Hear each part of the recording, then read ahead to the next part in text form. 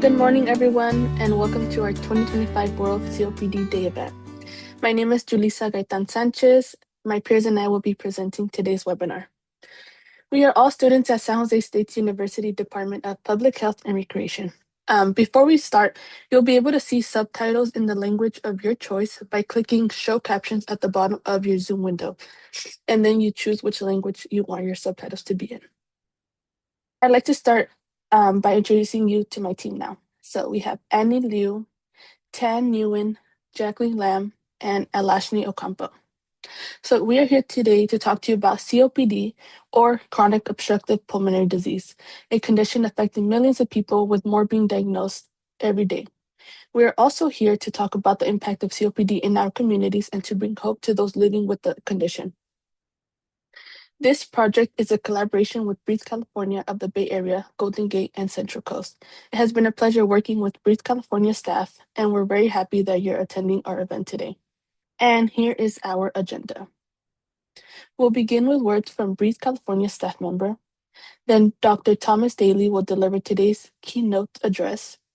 We'll continue with fun, online bingo game, and then some great information from physical therapist Sundari Karthiksubbia. After that, you'll have a chance to win some door prizes.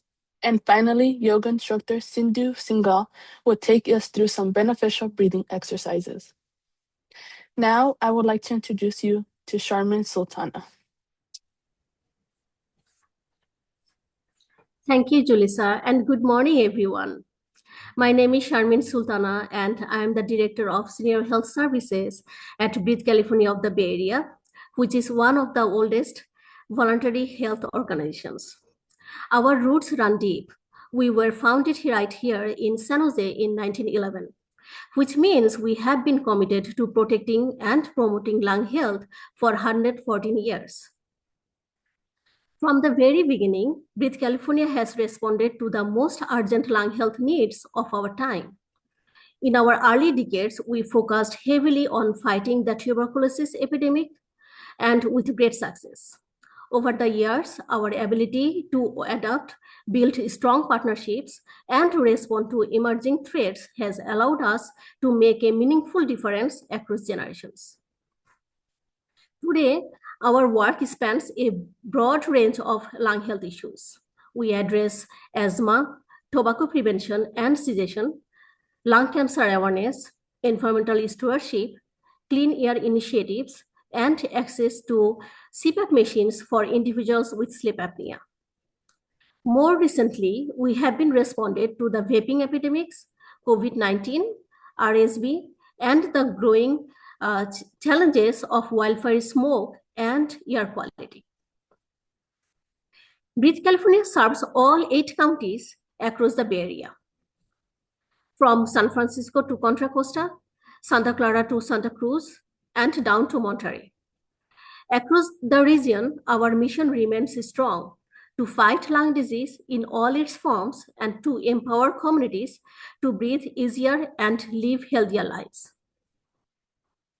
Our organization supports the community through a wide variety of programs, including advocating for clean air and public health policies, providing education on COPD, COVID-19, and other serious lung diseases, preventing tobacco and vaping use among youth, teaching children how to manage their asthma, distributing CPAP machines and other respiratory equipments, preparing communities for wildfire smoke and other air quality emergencies, assisting smokers who want to quit smoke, and supporting innovative lung health research.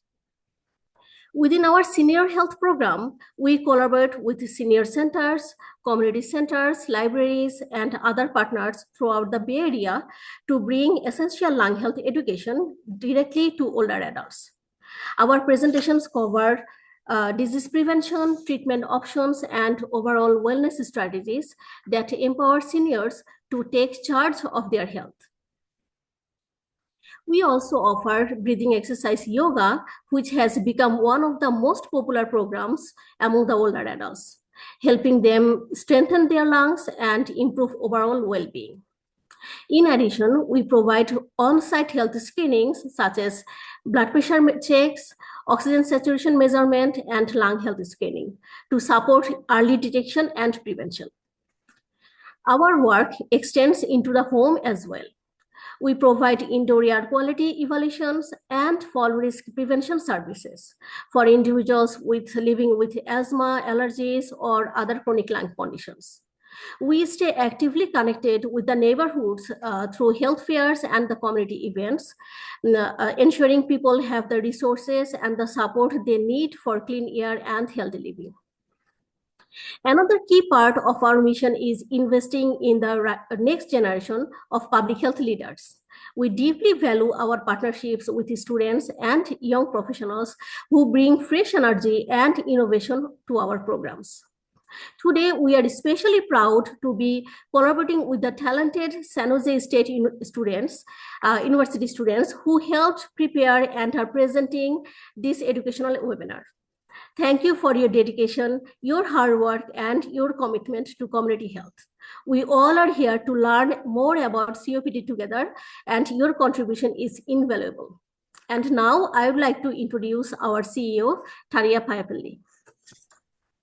Thank you, Charmaine.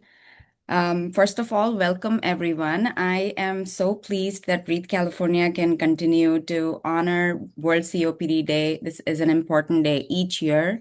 And I would like to, first off, thank our generous sponsors. We have AstraZeneca, which is a global science-led, patient-focused pharmaceutical company that is dedicated to accelerating the delivery of life-changing medicines for people living with chronic diseases like COPD to slow down or reverse disease progression. So many more people can live better, healthier lives. And we have Santa Clara Family Health Plan, who has also been a partner with us for many years, and they continue to support us.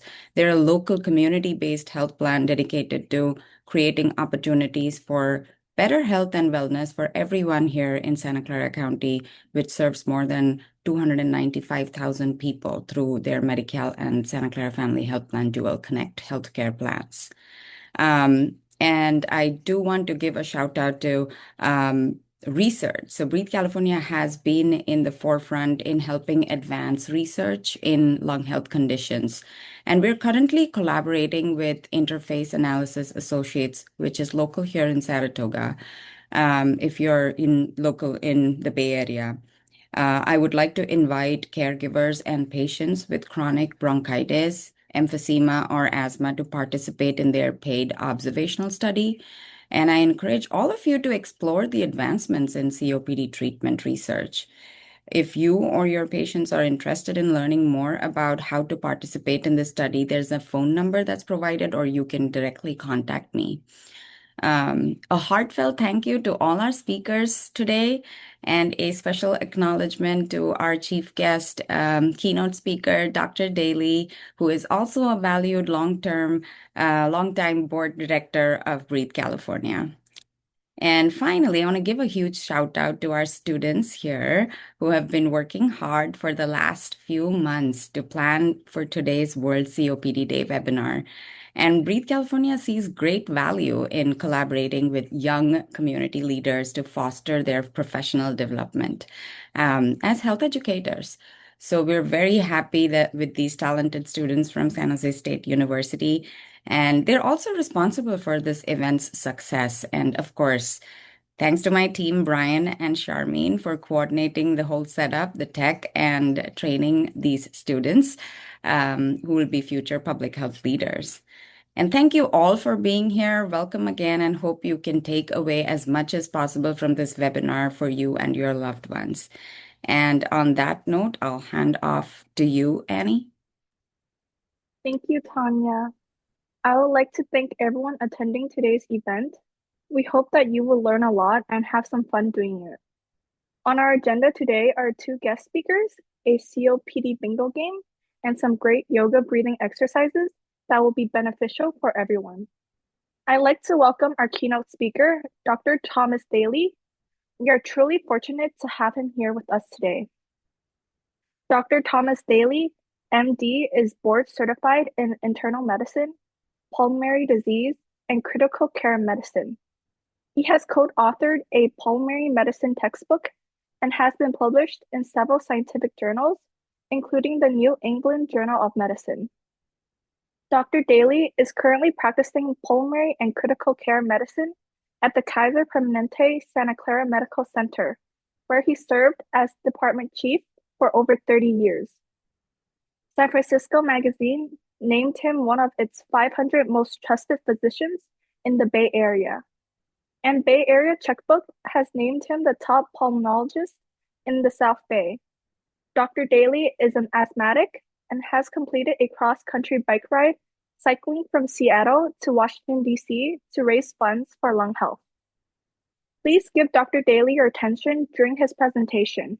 If you have questions for him, please click the Q&A button on your screen. After he is finished, we will continue with a question and answer session.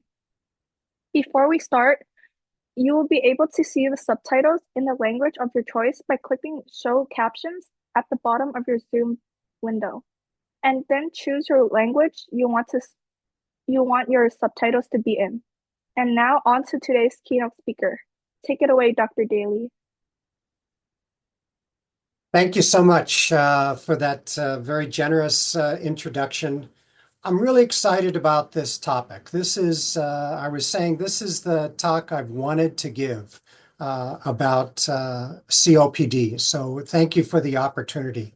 We're going to talk about something that is enormously effective for COPD, enormously underutilized for COPD. This is not just a talk for healthcare providers. This is a talk for patients who have COPD, for individuals who have family members with COPD, for individuals who have loved ones with COPD. I'm looking forward to this and to answering any questions that you have at the end. And of course, looking forward to COPD bingo. What could be more fun? So we're going to talk today about COPD management, the power of aerobic exercise. This is about enhancing lung health using aerobic exercise, something that the vast majority of patients with COPD do not realize is critical for them and do not take advantage of. This is something that is effective, that is inexpensive, and every single individual with COPD should be participating in. Every single individual. So let's talk for a minute about COPD, and I'm not going to get into overly detailed about what COPD is. I want to focus us on this concept of exercise and aerobic workouts, but just a brief mention about understanding what is COPD. So let's talk a little bit about the definition of COPD, the burden. This is a significant health issue across the US, and some of the quality of life issues related to it before we jump into some management. So COPD, it is considered a progressive lung disease. I hope to question that. I hope at the end of this talk, you question whether it has to be a progressive disease, because you're going to hear about not only how we can stabilize COPD, but actually improve lung functioning in COPD. Something I was taught in medical school does not happen. The old way of thinking about COPD is once you lose lung function, it doesn't come back. We now know that is not true. This is a different way of looking at COPD. COPD, primarily, we often refer to it also as emphysema, although bronchitis is another form of COPD. This is primarily a result of tobacco smoke exposure and the damages that occur to individuals' lungs related to their smoking. COPD affects over 24 million Americans. That's 7% of our population. So it's unusual for somebody to not be directly affected, to not have a family member, or to not know somebody who is directly affected by this. And it is the fourth leading cause of death in the United States. This is a terribly important topic for all of us to understand and be facile with.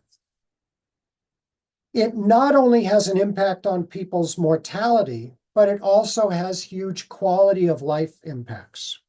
COPD and the changes that happen to individuals' lungs, if untreated, can cause breathlessness and fatigue, which then leads to decreased physical activity. And that's the problem. That's the beginning of what we're going to see is a vicious cycle, that individuals who are feeling breathless, who are feeling fatigued, their instinct is to decrease their activity level, when in fact, the single most important thing they can do to fight the fatigue, to fight the breathlessness, is to increase their activities.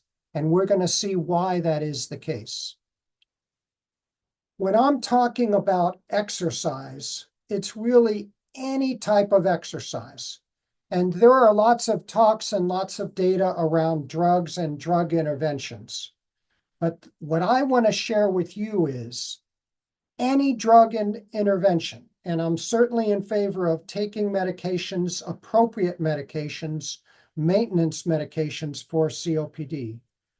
But taking any maintenance inhaled medication for COPD and then spending your day sitting down or resting and expecting any improvement in your lung function is exactly like a bodybuilder drinking a protein shake, laying down on his bed and saying, "I hope I grow muscles."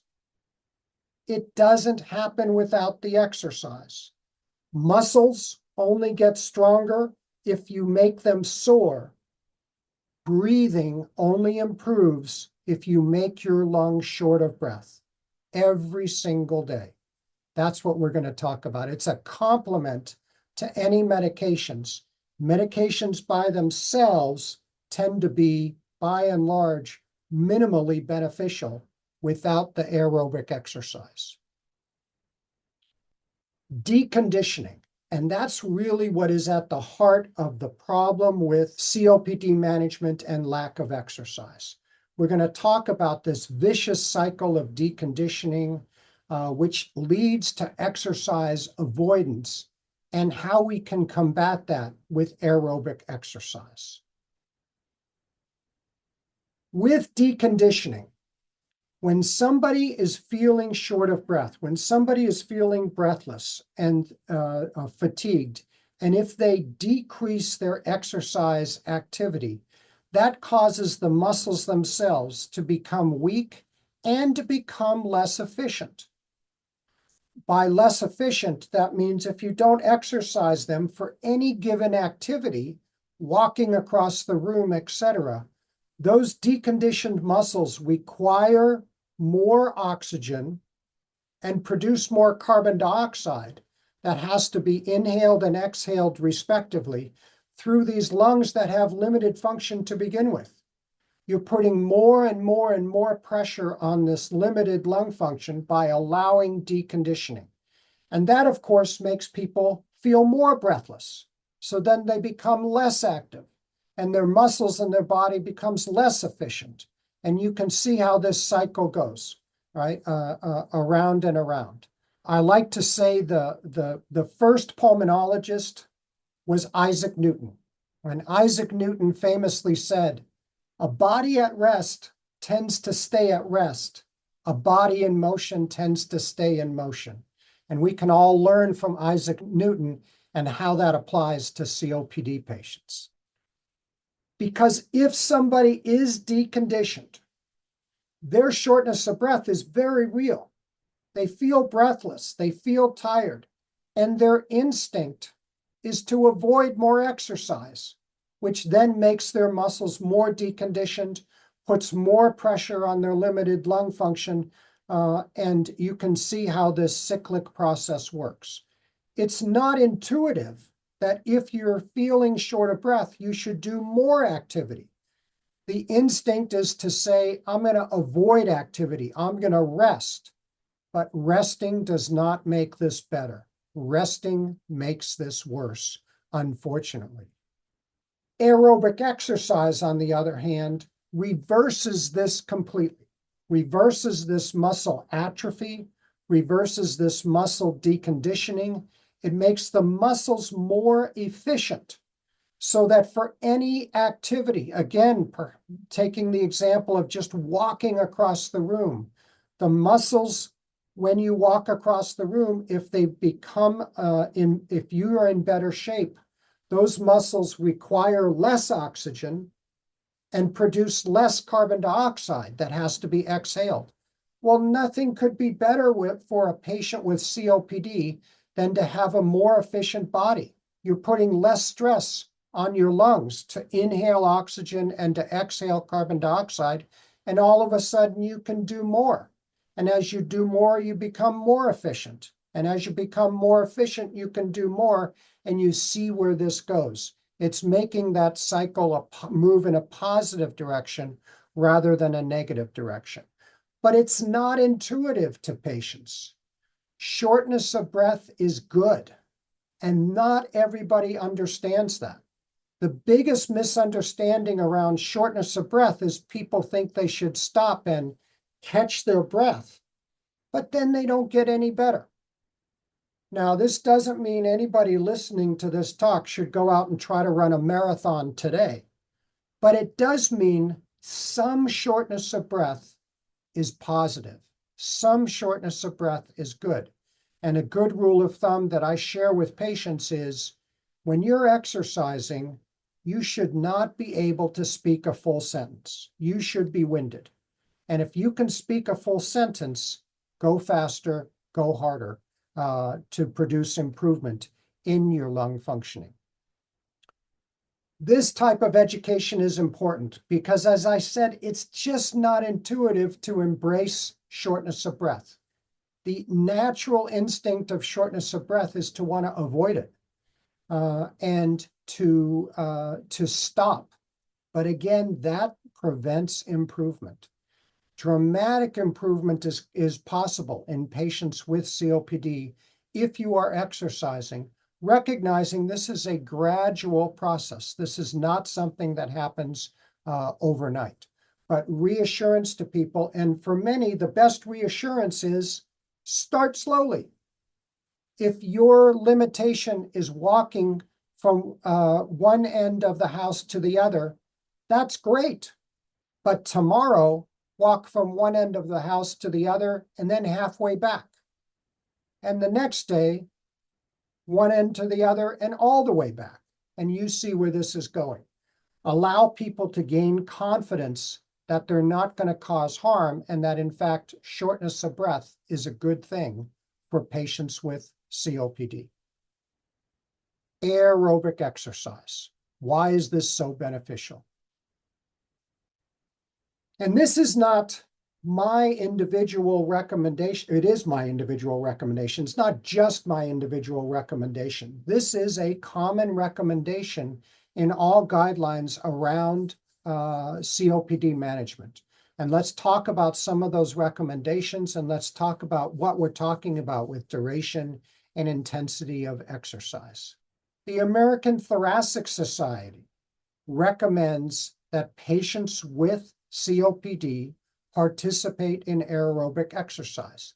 The American College of Chest Physicians recommends that patients with COPD participate in aerobic exercise. The GOLD guidelines for COPD management include recommendations for aerobic exercise. This is widely recognized, this is widely understood, but it's not widely practiced, and it's not as widely shared with our patients how important this is. All COPD presentations tend to start with talking about drugs and not about the very effective intervention of aerobic exercise. What type of exercise? Any type of exercise, right? Anything that gets somebody short of breath is a positive. Now, some of these guidelines have some aspirational goals, right? 150 minutes a week, 300 minutes a week. And that's great. That's great to have aspirational goals in life. That's great and to have aspirational goals for patients with COPD.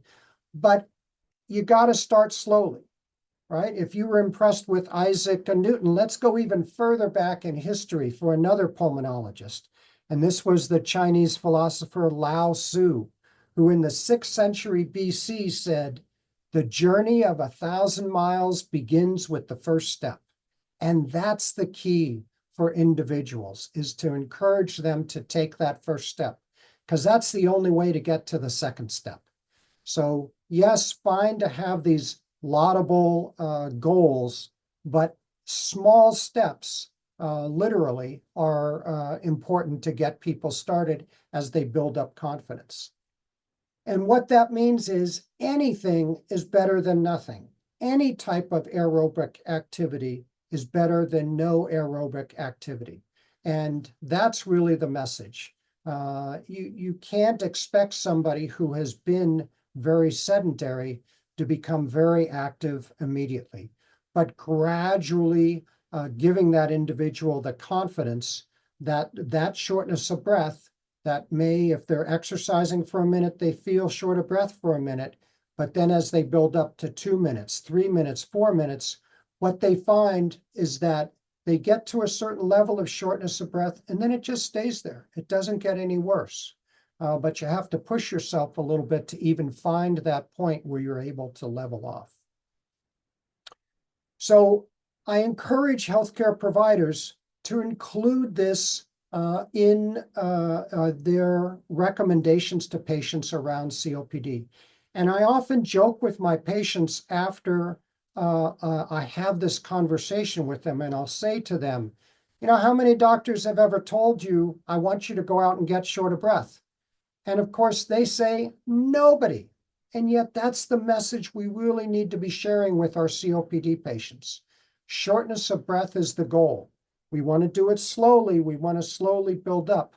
But if you're avoiding shortness of breath, you're not availing yourself of the opportunity for improvement. So how does something like this get implemented? Let's talk about this. Aerobic exercise and implementation.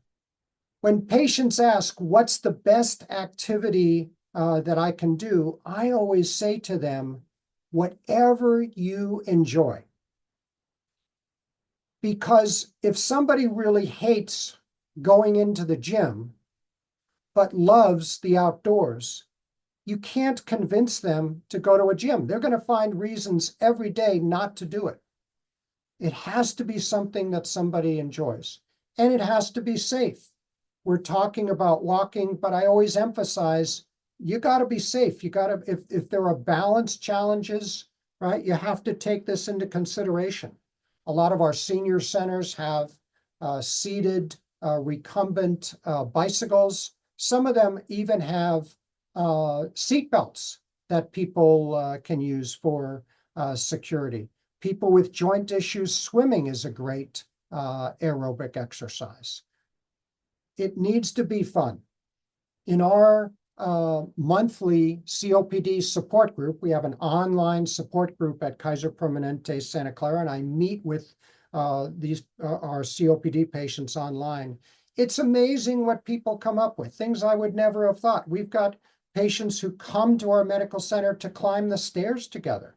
We've got a patient who loves jump rope because she used to do jump rope when she was younger. She gave it up when she was starting to get short of breath. She didn't know she was supposed to get short of breath, and now she's taken that up. Who would have thought a COPD patient doing jump rope, right? It's amazing. It needs to be something that they're comfortable with and that they have fun with. So we saw some aspirational goals, but personally, I recommend, do this every other day. People are going to be sore when they get started the first time they do this. So 3 times a day is terrific. Moderate intensity, trying to build up to a 20 to 30-minute session. And then, of course, the sky's the limit once you get people comfortable with aerobic exercise. Lots of ways to motivate. I mentioned our online support group, that there's a socialization, getting people to be with one another, right? One of the best motivators to get outside and go for a walk is if you've got a friend waiting for you at the corner, because that friend's going to be knocking on your door if you don't show up. A great way to go to the gym is to have somebody else join the gym. And again, you rendezvous at a certain time, because if you're not there, you're going to hear about it. There's a real incentive to be there, plus the fun of socialization, right? Doing these things in groups. I like the virtual sessions to give support to people and answer questions. Our monthly session allows people to ask questions about exercising with COPD. And it's amazing, because those who are joining our group and hearing about exercise for the first time, they're hearing about it from their colleagues. I don't even have to tell them about it. It's other patients that are saying what an amazing impact this made on their lives. Aerobic exercise it does fabulous things for patients with COPD. It improves the efficiency of the lungs. It improves the efficiency of the muscles. It decreases breathlessness and has a dramatic impact on people's quality of life. American Thoracic Society recommends this. American College of Chest Physicians, the GOLD guidelines, all recommend moderate intensity aerobic exercise that makes you short of breath as part of a program to treat COPD. And again, I recommend make this fun. And one of the most fun events for our group, this is one of our team members here, is the Breath of Life walk sponsored by Breathe California, the end of September each year. And our team looks forward to the Breath of Life walk participating. It's at Hellier Park.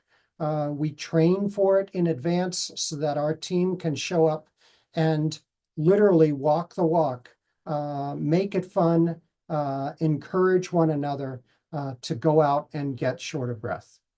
Thank you so much. I look forward to answering any questions that I can answer, and I'm especially looking forward to that COPD bingo. Thank you so much, Dr. Dailey, for your great presentation. I think we all learned a lot. We appreciate your knowledge and experience and are honored that you're sharing with our audience today. We do have some questions for you. And attendees, you can also click the Q&A button on your screen to type in more questions. First, Dr. Dailey, I do want to ask, what led you to choose this career path? Oh, career path in pulmonary medicine. Yeah, I think it was mentioned at the beginning. So personally, I've had asthma since the age of 3. So I've grown up with asthma. You know, when I talk about being short of breath and it not being fun to be short of breath, you know, that's from firsthand knowledge. And, you know, I have asthma. My patients have COPD. It's a natural link. You know, it's patients are amazed when I'm talking to them about how to use an inhaler, and I pull out my inhaler and I use it and I demonstrate it to them, and it sort of builds that bond with them that it's not me and them, it's us. We're in this together. And so it's been a wonderful career, and yeah, I'm glad I went to something where I can really relate to people's experience. Thank you, Doctor. I also want to ask, it seems like COPD is due to long-term smoking. In your opinion, for people that are smokers as a young person, what would you say to them? Well, tobacco is really a terrible addiction. It's a terrible addiction. And now there's this resurgence of vaping and putting vaping out there. You know, the tobacco industry is really, really good at what they do, right? They hooked the next generation. They sent free cigarettes in the K rations of our soldiers during World War II. And I know that because my dad was a Marine. He never smoked until he got to the Pacific and would get cigarettes in his K rations. And then he started smoking, and it began an addiction for the rest of his life. He died in his 40s, not from the war, but from tobacco-related illnesses. He had a heart attack. So and the tobacco companies are now hooking our next generation of kids using vaping products. They've got a tough job. Their best customers keep dying. They've got to find a way to get children addicted, and vaping is the latest. Fortunately, there's programs like Ash Kickers from Breathe, California. Terrible addiction, lots of good ways to help people quit. And doctor, if someone is having a chronic cough, what would you advise them to do? Wow, chronic cough. And interesting question about chronic cough, because chronic cough is as a pulmonologist, that's actually the single most common referral I get is chronic cough. And the one thing we know about chronic cough is everybody who's coughing is coughing for a reason. And that's why cough drops and cough syrups and cough suppressants don't work, because they never treat the reason. Statistically, in adults, 85% of chronic cough is sinus related. That's why all of these approaches to the lung have no benefit for most people with coughing. But the key is figure out the cause and treat the cause. And fortunately, there are a lot of good treatments for sinus. You know, I'm a huge fan of sinus rinsing, and my patients really swear by it. And you know, you're probably getting a sense I'm not a huge fan of giving a bunch of drugs to people. If somebody can get rid of their chronic cough using a saltwater rinse kit, you know, that's just a win-win. Doctor, is this true? Can COPD patients not only stabilize, but actually improve their lung function with an exercise program? Actually, yes. And that's what's remarkable. And we've had patients in our COPD support group where I've done the pulmonary function tests. And we've had patients show improvement in their pulmonary function tests. We've had patients diagnosed with emphysema, exercising to the point where they normalize their pulmonary function test. It's really remarkable. Statistically, on average, up to 45% of people with COPD have been shown to be able to reverse their COPD and actually improve their lung function. Personally, I suspect that's because only about 45% of patients are really able to push it with their aerobic exercise. Because this is tough stuff, right? I always tell people, this is not for the meek. You know, any of you who've experienced shortness of breath, it's not pleasant. So intentionally making yourself short of breath for more minutes every single day, that's not an easy thing to do. There's a great payoff, but this is hard work. And I think we really need to recognize the people who are able to do that. And doctor, regarding at-home finger oximeters, are they accurate? No, great question. You know, and I didn't really talk about that in my talk because the answer is no. You know, in our oxygen clinic, we find that over 50% of the patients that we test, the oxygen reading from their finger, as opposed to central oxygen testing, the finger numbers are lower, dramatically lower, and falsely so. And it sort of makes sense. Any of you who have ever shook hands with somebody and said, ooh, your hands are cold. You know, our digits are the areas of our body that we perfuse the least, right? Where do you get frostbite? You get frostbite on your fingers and your toes. The extremities are where we perfuse the least. So measuring an oxygen level on the area of your body where you perfuse it the least and thinking that that somehow correlates to what's happening in your brain or your heart or your lungs, unfortunately, it's a fallacy. And I'm not sure oximeters are helpful. I have so many patients who are just so focused on their oxygen level. They're testing it multiple times a day, when in fact, it can't change day to day unless you're having a heart attack or a pneumonia. It doesn't really change. But the numbers are variable, telling you you're not getting accurate data. So not a huge fan. Anything that gives you false data more than 50% of the time, I'm just not sure it's helpful. Doctor, Great questions. Wow. Doctor, going off of the oximeter, one of our audience members asked, in the case of oximeters are not beneficial, why do they do that as a first line and in a hospital for checking O2? It would be great if it worked. Right? What are, you know, to be able to actually get an accurate oxygen level. And that's the first thing that happens, right? You go to a medical clinic, you go to an emergency department, you get hospitalized. Everybody's throwing this thing on their finger because if it was accurate, that'd be great. But unless you study it in other areas, and that's what we do in our Kaiser Permanente Santa Clara Oxygen Clinic, we actually exercise people with a finger probe, with a central monitor. And I always tell people, hey, bring in your home oximeter. Let's see how accurate it is. And they're amazed the numbers they read versus what their true oxygen level is. But yeah, it's just, it would be convenient if it worked. And that's why a lot of people want to use it. But unfortunately, it's lacking in accuracy. And it always is wrong low. You don't get falsely high numbers, you get falsely low numbers. And that discourages people from exercising. So I in some ways, I'm not sure it's helpful because it creates this false fear in patients who are become paranoid because of their oxygen level readings. Doctor, one of our audience members asked, earlier you mentioned that exercise can benefit lung health. They asked when they facilitate exercise, they notice that they have a taste of blood in their mouth. Is that a sign of COPD or a larger pulmonary issue? Yeah, blood in the mouth, not something I'd expect with COPD. So it is probably worth them getting checked out. You know, you mentioned earlier some sinus issues, and that's the most common cause of blood in the mouth. But no, that's not something we would expect with COPD. Good question. Thank you, Doctor. Another question is, one of our audience members was recently diagnosed with severe COPD. What is the expected quality of life and life expectancy of a type of patient? No, that's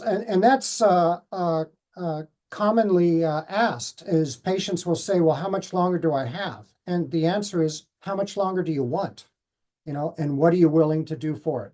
This is hard work, but people are able to reverse emphysema COPD. They're able to make it better. It depends on the program, but it doesn't happen easily. And it's a very real human reaction to feel short of breath and to decrease your activity. But if you're willing to do the reverse, if you're willing to embrace shortness of breath, the answer is, you know, the goal of our entire emphysema COPD support group is that nobody dies from COPD.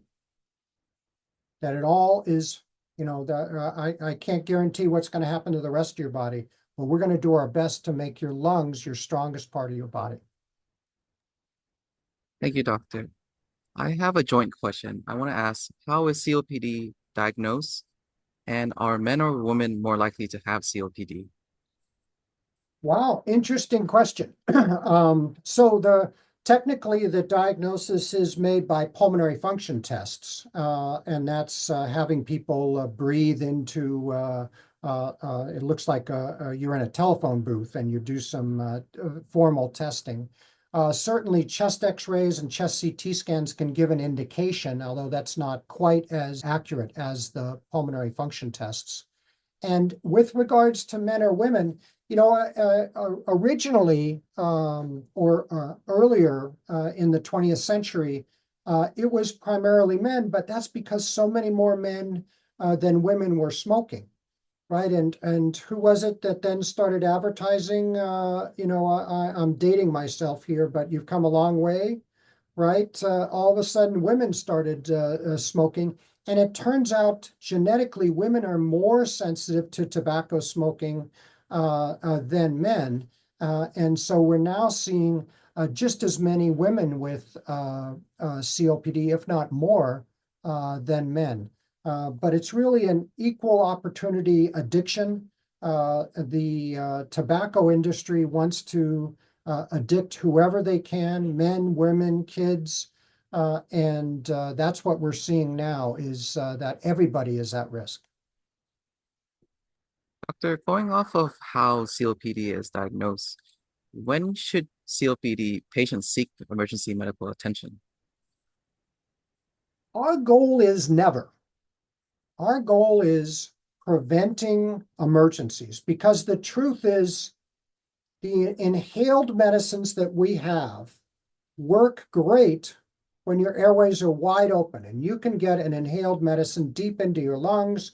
it gets absorbed, you're exercising, it makes your lungs healthier. By the time you're having breathing symptoms and your airways are narrowed, well, now it's hard to get inhaled medicines into your lungs.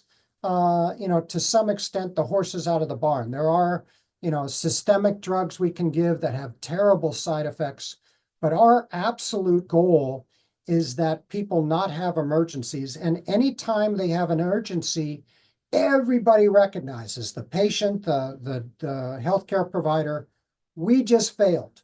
Do not keep doing what you were doing. We got to change. We got to change your exercise regimen. We got to change your medication, or we got to stop pouring mucus into your lungs. That's triggering your exacerbation. We got to do something different. Our goal is that nobody uses albuterol. Albuterol is a old-time rescue, quick fix medicine. Terrible side effects, can really impact heart health. And our goal is that you never, ever, ever, ever, meaning never, use it.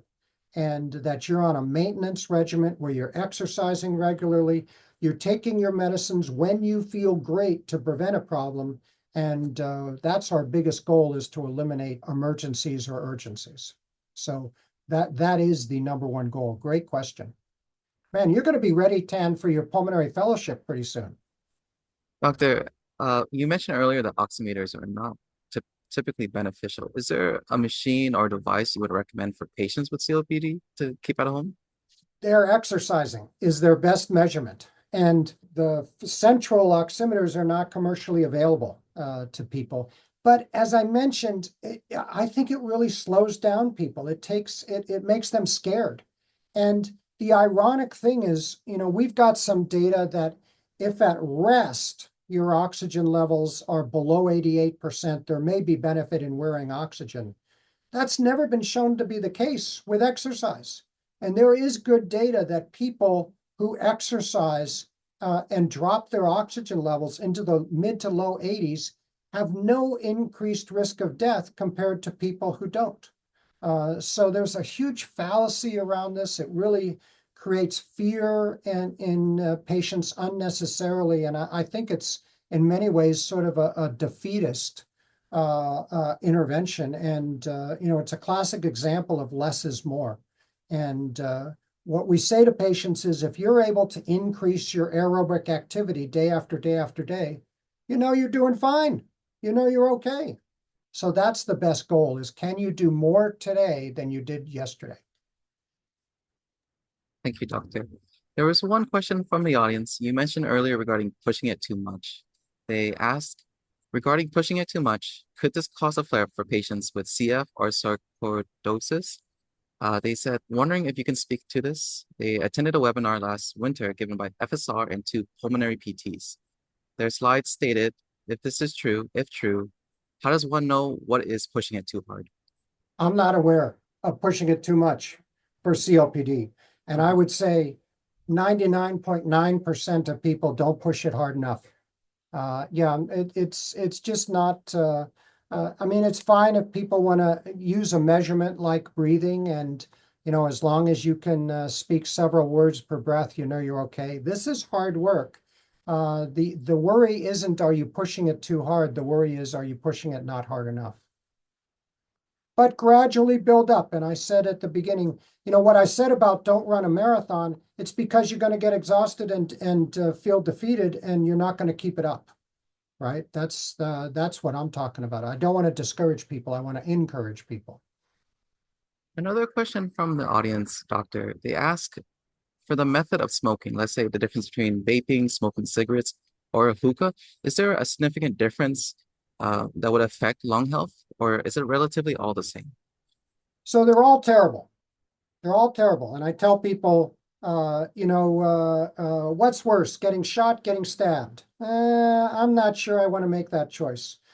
There's a lot of false data out there. A lot of people, the tobacco industry has made vaping seem cool. And in some respects, temperature-wise, if it is not as harsh and not as irritating, well, it's easier to get kids addicted, because lighting up a cigarette is really harsh and bitter at first. But if you can use a device like a vape device that's that's maybe marshmallow flavored, right? Or something that's appealing to young people, then it's a little less harsh and it gets people hooked easier. Hookah, wow, that's the biggest misnomer, because hookah, you inhale this smoke through water, it cools it down. You're really able to inhale enormous amounts of smoke and absorb this nicotine. You know, there's some data that people who work in hookah lounges, so not even smoking themselves, but just working in hookah lounges, absorb about the equivalent of 1 pack of cigarettes per hour that they're working in hookah lounges. So these devices, that people try to say, oh, it's safer because it's coming through water. It's still nicotine, it's still smoke, and it's more dangerous because it's not quite as irritating to your body. Our body knows this is bad, right? A plain cigarette, you smoke it, it's harsh, it's bitter, it's irritating. Our body knows this is not good for us. The tobacco industry has tried to find ways to get young people hooked, because once they're hooked, they put up with the bitterness because they're addicted. And Doctor, time for just one last quick question. An audience member asked, what's the difference between bronchitis, asthma, and COPD? Well, now that is a great question, and I don't want to get too technical. In theory, COPD, chronic obstructive pulmonary disease, is an umbrella term that encompasses asthma, right? So that's me, where since childhood have a disease that my airways are hypersensitive and can spasm. It also encompasses emphysema, that's the damage to lungs from cigarette smoking, and encompasses bronchitis, which often is also cigarette related, but it causes the mucus glands to secrete excess mucus. So people with chronic bronchitis have a lot of coughing and a lot of mucus. When we use the term COPD, we often really are talking about emphysema, but if we were going to be technical, asthma, emphysema, bronchitis all come under that umbrella of chronic obstructive pulmonary disease. Thank you, Doctor. So first, Doctor, I want to give you big thanks for sharing your knowledge and experience today. I want to thank the audience members for listening in. Now I'd like to introduce Sundari Karthiksubbia. Sundari is a licensed physical therapist and director of rehabilitation with extensive experience in geriatric care and cardiopulmonary rehabilitation, with deep commitment in improving quality of life for older adults and individuals with chronic conditions such as COPD. She combines evidence-based practices with compassionate individualized care. And I'm going to share some screen. Yes.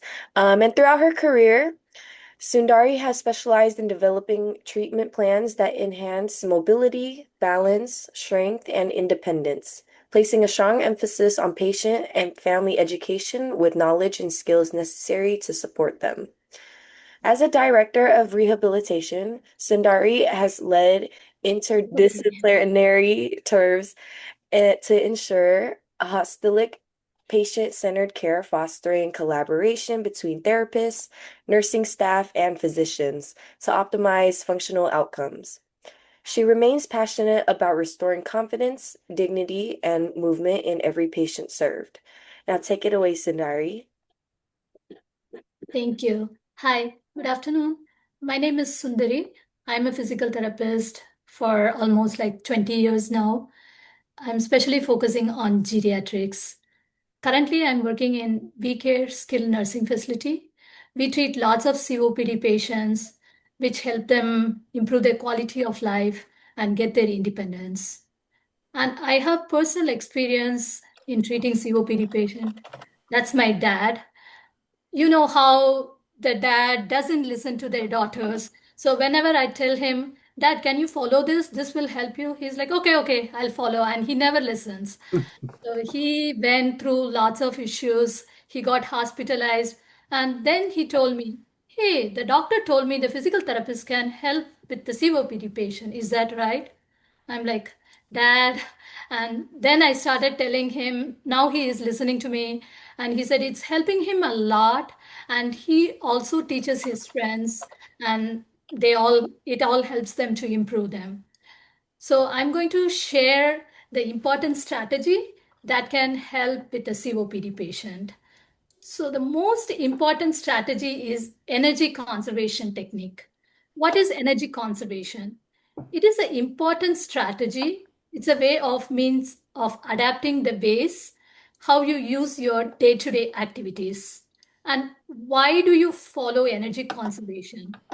It really helps to improve the quality of life, the way how you adapt your day-to-day activities. And the energy conservation technique, when you use that, it will help to conserve the energy, thereby it improves your quality and it improves your independence. And how you can practice energy conservation. The magic word is like, remember the 7 P's. So prioritize. So you have to prioritize your schedule. Like when you have a schedule, like make it very simple, and you can spread this course throughout the week. You don't have to stick on to doing things every day, like doing all the activities together. So you decide what needs to be done. The second P is planning. So you plan your schedule. Like you don't have to plan the schedule to do everything together in a day. You plan it like alternate the heavy activities and the light activities. You start your day with strenuous activities, then you go on doing your light activities. That way you can save the energy. That help to, like, so you don't get tired. So pacing. So pacing is very important. So whenever you get tired, you take rest break and you keep the schedule always flexible. So when you get tired, you don't have to do activities that is causing you tired. So that way you save the energy. And then position, always positioning, think about your body position in any activities you do. Like when you can sit and do activities instead of standing, try to do that. And positioning is very important. You try to sit down on all the activities, like whenever like you have to sit for some activities instead of standing, try to sit and do the activities. So positive attitude. So focus on what you can do. You have, like, you can be creative in doing your activities. You don't have to like make sure, you don't have to be like, I have to finish this activity. Don't think like that. You can focus on what you can do. Then the most important thing is pursed lip breathing. So pursed lip breathing is the most important technique we use for all our COPD patient, especially when you get short of breath. So pursed lip breathing is nothing but exhaling twice the amount you inhale.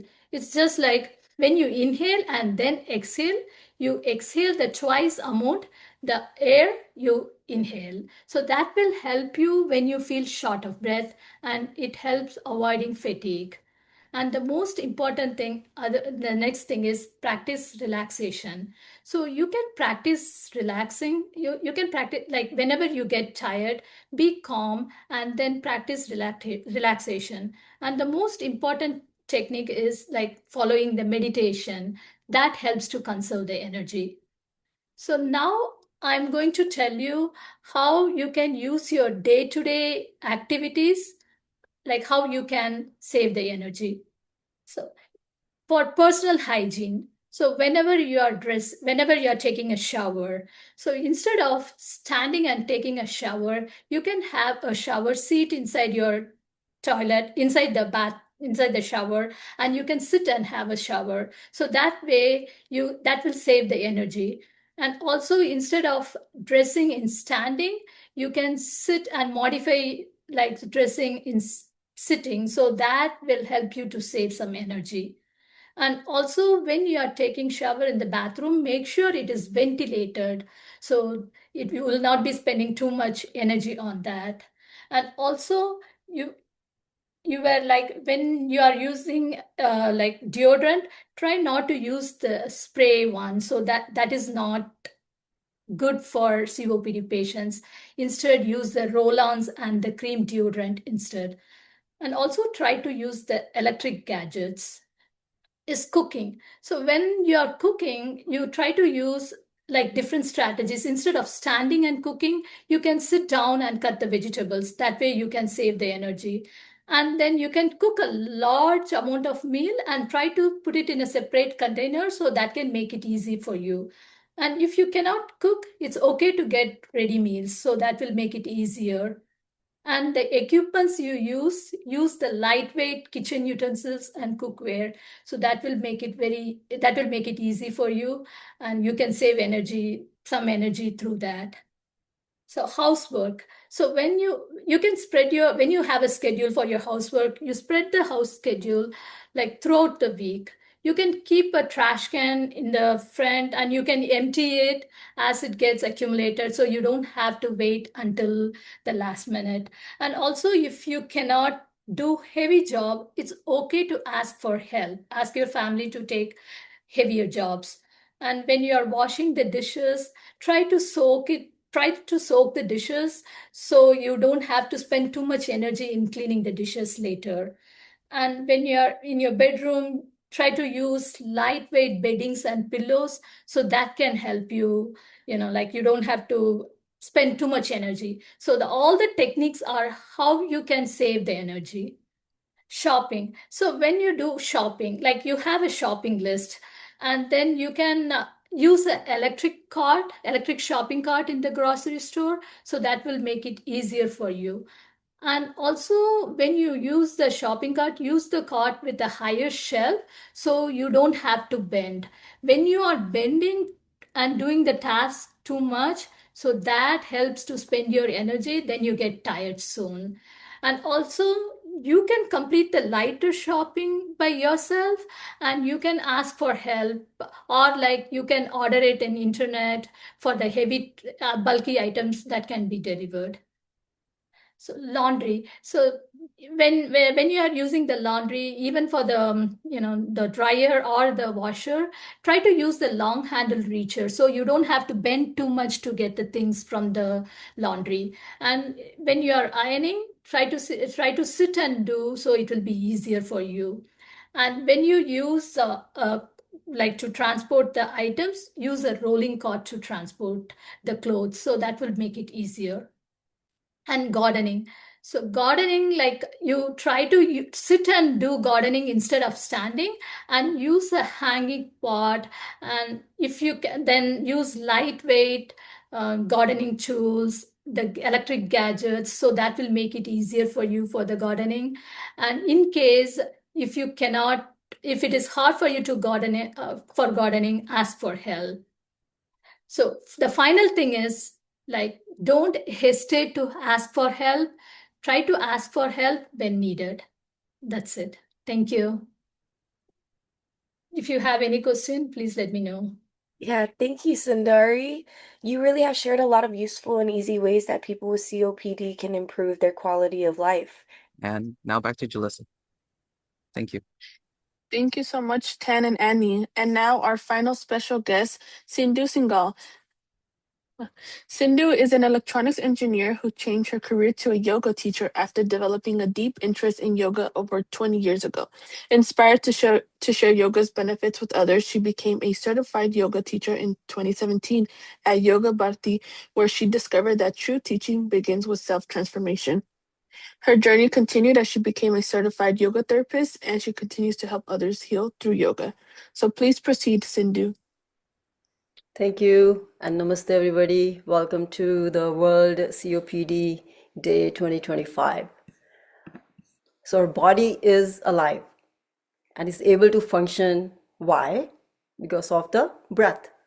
Breath that continues to happen no matter what we are doing or not doing. For example, during sleeping, we rest while sleeping, but our breath continues to remain in action. We also all know what happens when the breath rests. Although the breath is involuntary, we can regulate it and use it as an invaluable tool for physical, mental, and emotional well-being. And if we are aware of how it goes haywire when we are under stress, we can definitely manipulate it and turn our system from sympathetic or the fight or flight response to the parasympathetic nervous system, which is called as the rest and digest response. Breathing is also the main source through which the body delivers oxygen to the cells to function. Aging might lead to reduction in our lung capacity, leading to decreased oxygen to the cells. And this can lead to certain medical conditions. For example, it could be COPD. Breathing practices can expand our lung capacity and improve oxygenation. And some of them also increase the nitric oxide in our system to about 15 folds, 15 times. We'll be doing one good practice that increases the nitric oxide in our body. By the way, nitric oxide is a vasodilator. Just a fun fact. So when you look in dictionary.com, the meaning of a vasodilator, it says something that promotes the dilation of blood vessels. And the sentence that is formed says nitric oxide is a potent pulmonary vasodilator. Now, when it comes to yoga, breath is always the focus of most of the yoga practices. Whether we are doing any physical postures or meditating. And there's totally a separate chapter, separate segment given to the pranayama practices, which are the breathing practices. And there's a plethora of breathing practices in yoga. And this is why yoga is such an effective tool to keep physical and mental health optimal. So now let's start to focus on our breath, shall we? Let us all sit comfortably in any given position. You could be sitting on the chair or on the ground.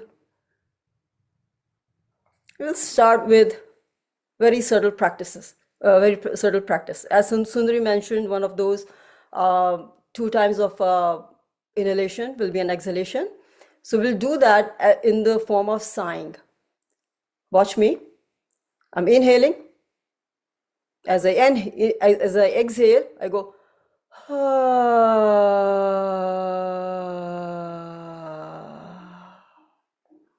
Let's do that about 3 times more. Inhale.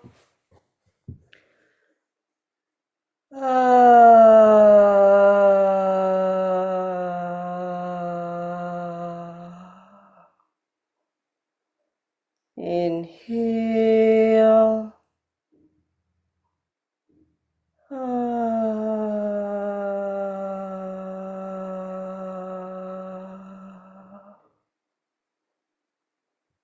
And relax. So observe how you feel. So breath is also a handle to our mind. When the breath calms down, mind also calms down. And see if you're experiencing that at this moment. Let us bring the awareness at the tip of the nose.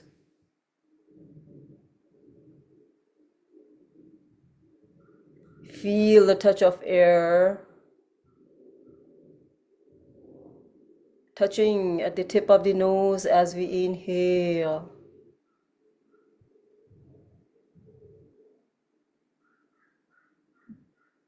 And the touch of warm air as we exhale.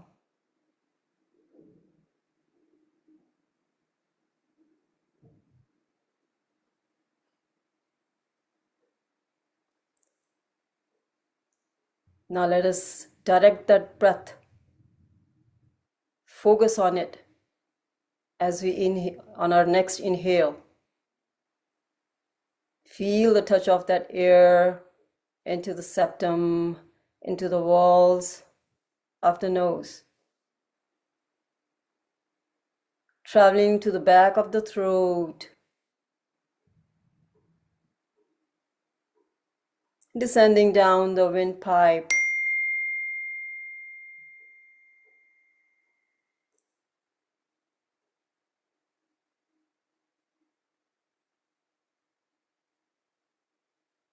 It is spreading into the bronchioles.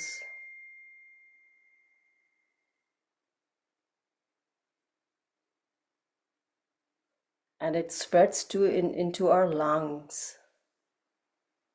Feel the expansion in the lungs.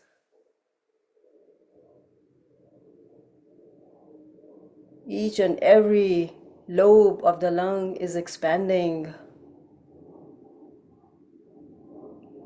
Feeling healthier.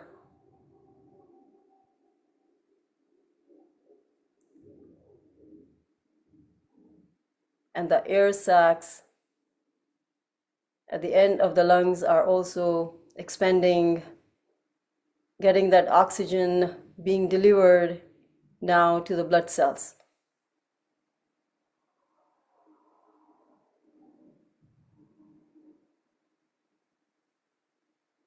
As we exhale, feel the lungs deflating. And the warm breath now starts traveling through the bronchioles, ascending up through the trachea, into the back of the throat, and being released out as warm air at the tip of the nose.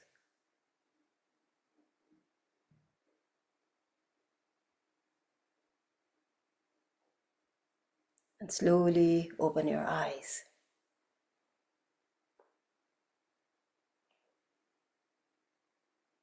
We'll go to our second practice. It is called as 3-sectional breathing.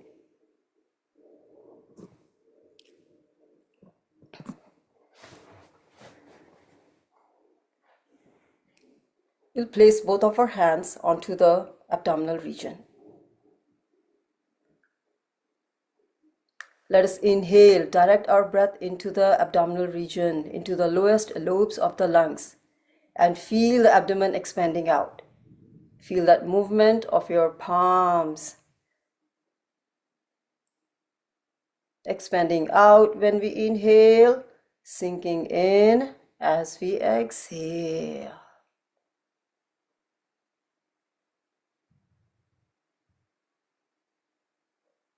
Continue this abdominal breathing for a couple of more rounds at your own pace.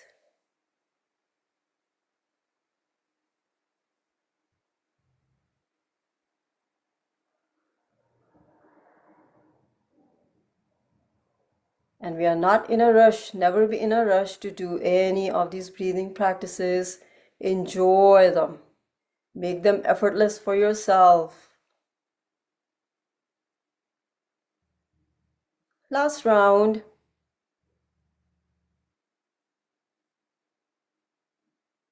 And release your hands down.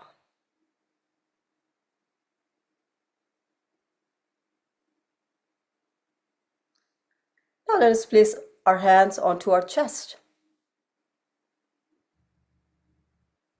Direct your next breath into the chest region. Feel the expansion in the chest. Again, observe the movement of your palms. They kind of expand. And as you exhale, feel the chest collapsing.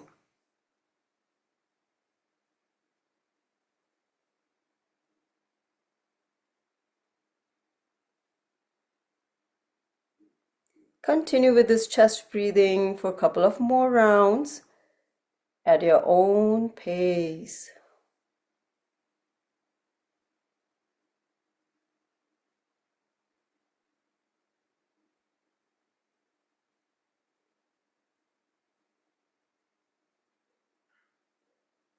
And you can always visualize your lungs doing this for you at this moment.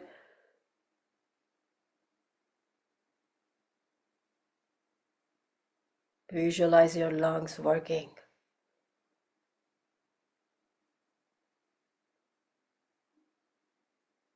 One last round of chest breathing.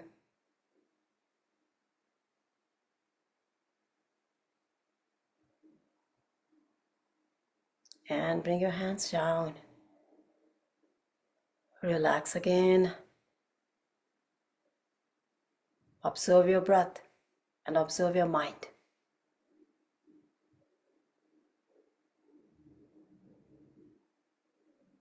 Now coming to the third section, our clavicular region. If you can place our fingers onto our clavicular area. Direct your next breath into this region. And as I do that, feel the fingers lifting up, shoulders lifting up. Exhale, and they recede down. Up, inhale, and exhale down. This is shoulder or clavicular breathing. Please continue for some more rounds for yourself. We're working on the upper lobes of the lungs.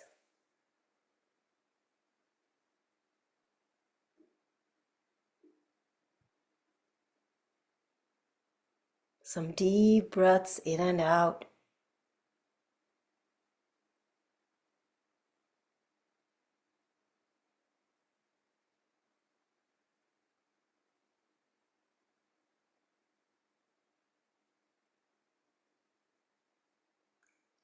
One last round.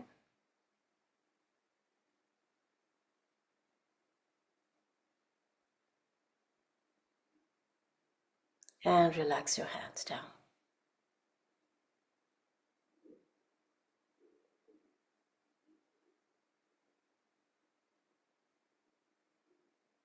Now, we're going to utilize all these three sections of our torso together to go for full yogic breathing.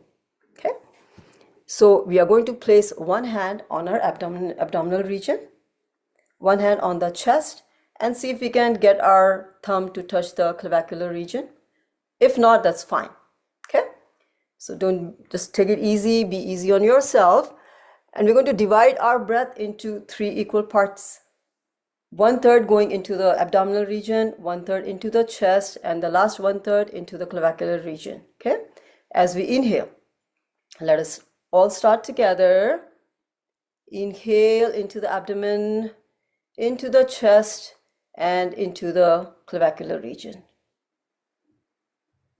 And exhale to the clavicular region and the chest and the abdomen.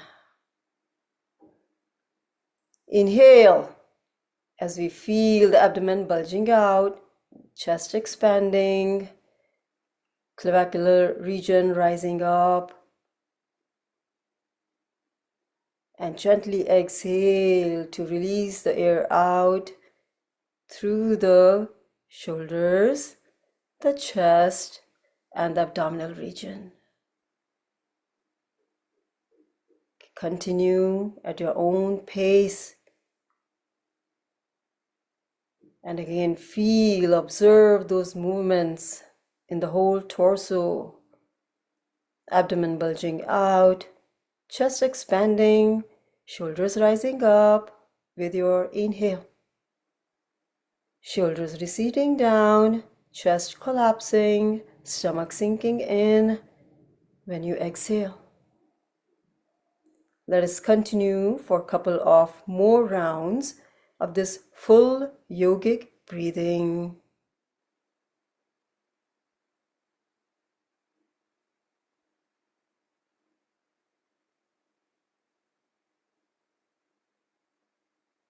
And here we are utilizing all the lobes of the lungs. Again, visualize them expanding and deflating to their full extent.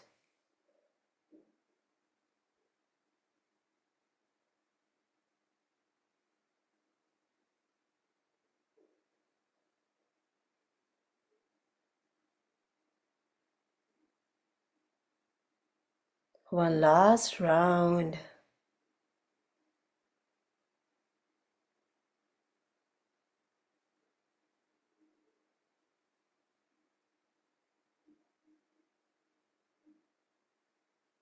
And rest your hands back onto your thighs. Continue to keep your eyes closed and observe how you feel. You can always visualize your lungs as happy faces. They have been exercised well.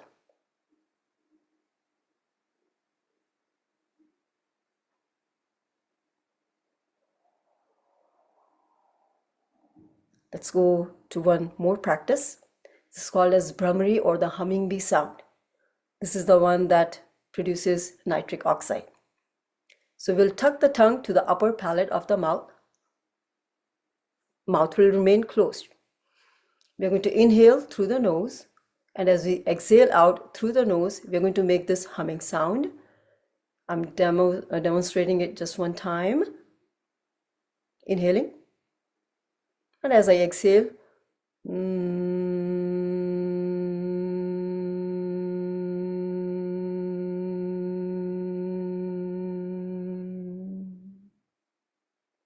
right, let's all get started. We'll do about 7 rounds of Bharati today. Tongue touching the upper palate of the mouth. Mouth closed. Inhale.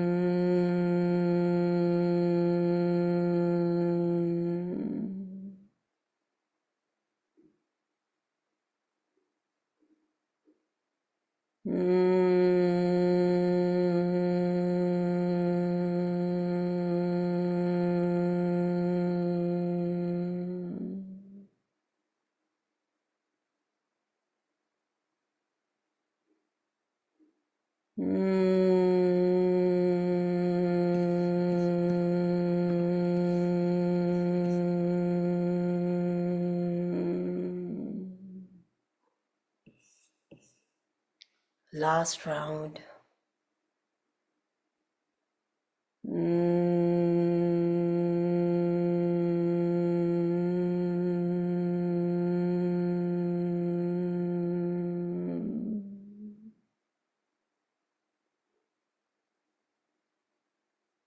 Stop the practice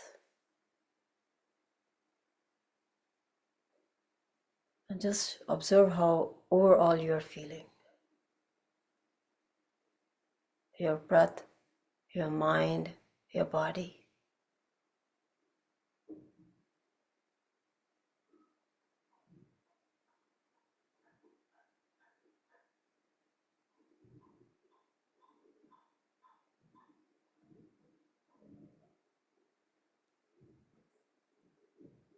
We'll go with one more practice.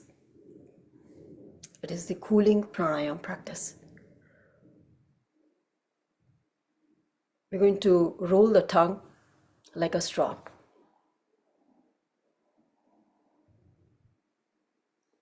Let's inhale through that straw.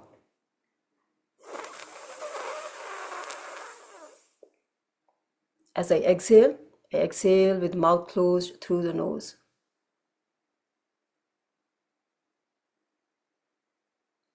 We'll do about 4 rounds. And again, don't be in a rush to do this practice either. Let's start.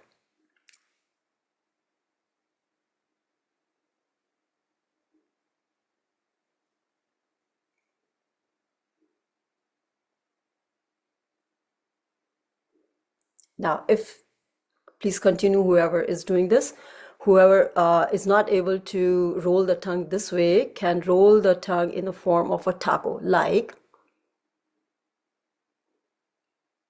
So you wrap your tongue and with a gentle close of your teeth around it. So here you will feel the air going in through the sides of the sides of the tongue. Okay, let's continue.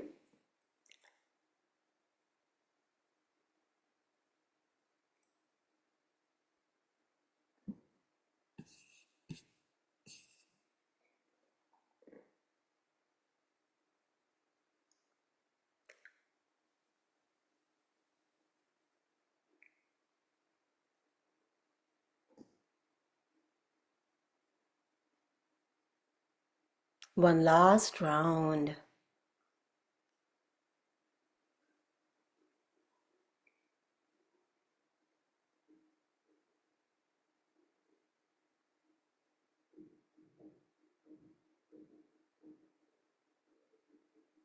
And continue to observe the coolness in the mouth.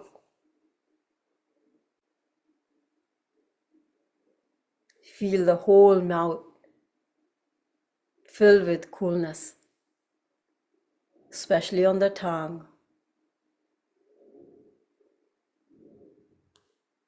And that coolness is descending down through the trachea, again into the bronchioles, and again spreading into the lungs.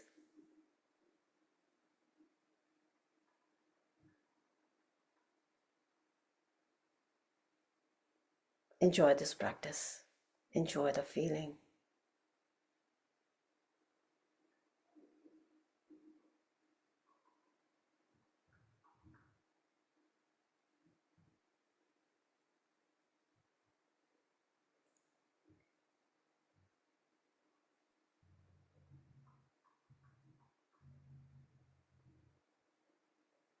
And if you can still observe, let's return back to the awareness to our breath again.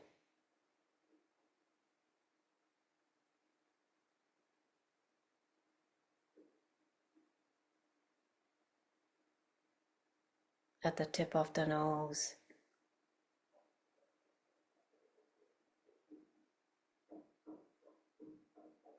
It might lead to meditation. Do enjoy the meditation if you are already in the meditative state.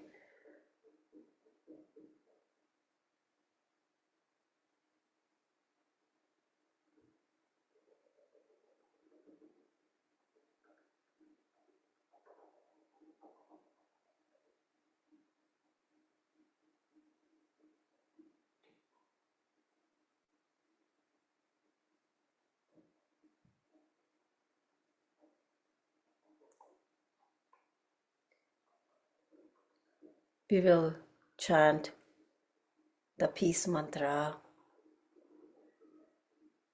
You can join the hands at the heart center.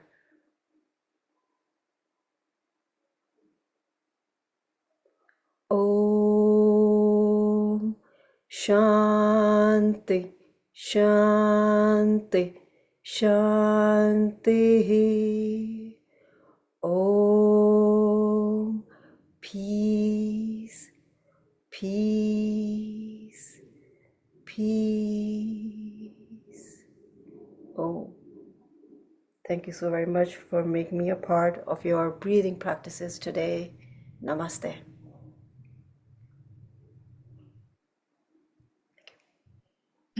Thank you so much, Sindhu. Thank you. After these practicing techniques that you showed us today, I hope our audience and our members feel centered and relaxed as I do.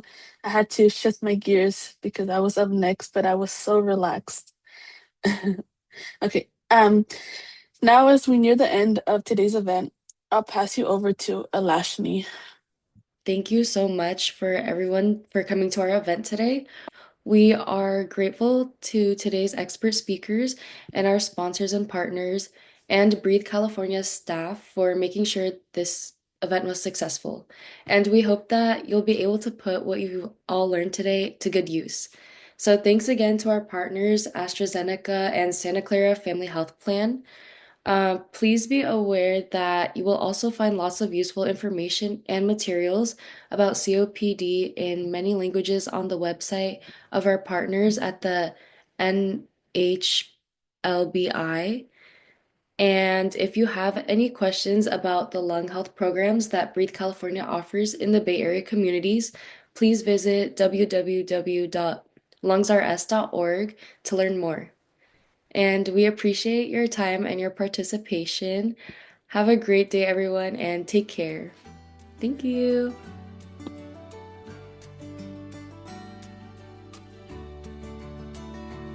Thank you. Thank you so much. Thank you, everyone, for attending, and for the students, and for our sponsors and our staff. Thank you, everyone. It was great, Sundari and Sindhu, to have you on. And, we look for future collaborations as well. And thank you to all of you students. You did great. Wonderful. Thank you, Tanya. Thank you. Thank you, Brian. Thank you, everybody, for giving me that opportunity. Thank you, everyone. Take care. Namaste. Bye.